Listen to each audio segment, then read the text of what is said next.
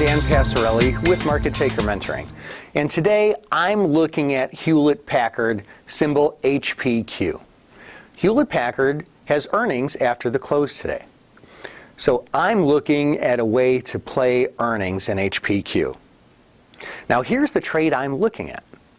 The September-October 19 put spread. Right now I can go and buy that for about 25 cents. That makes it a fairly low-risk trade from just a nominal cash outlay standpoint.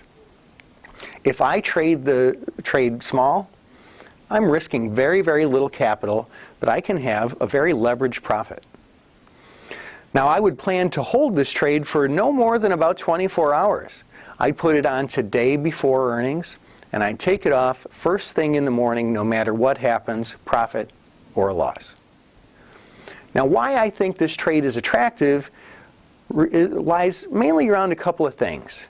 For one, what's going on with volume and open interest, and two, implied volatility.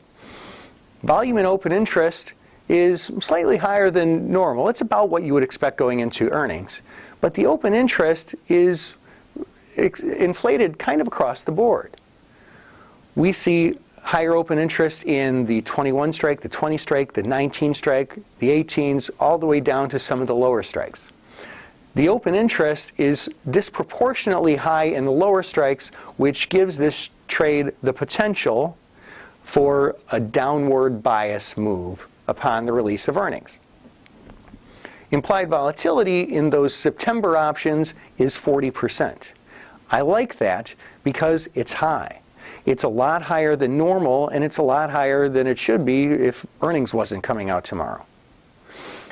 40% implied volatility is significantly above the volatility that the stock is trading at, and it's in the top of the 6-month range. So those options are really expensive going into earnings. So what I'm looking at is buying the October 19 puts and selling the September 19 puts. Essentially, what I'm looking to have happen is for the stock to move down to 19 upon the release of earnings, maybe a little bit lower, and that is conducive with what volatility is telling us. That 40% implied volatility predicts a move of only about 50 cents closing price to closing price.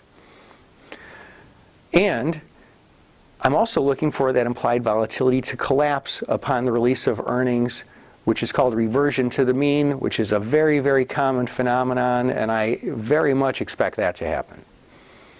If that happens, I make money two ways. I make money on Delta, and I would make money on Vega. This is Dan Passarelli with Market Taker Mentoring.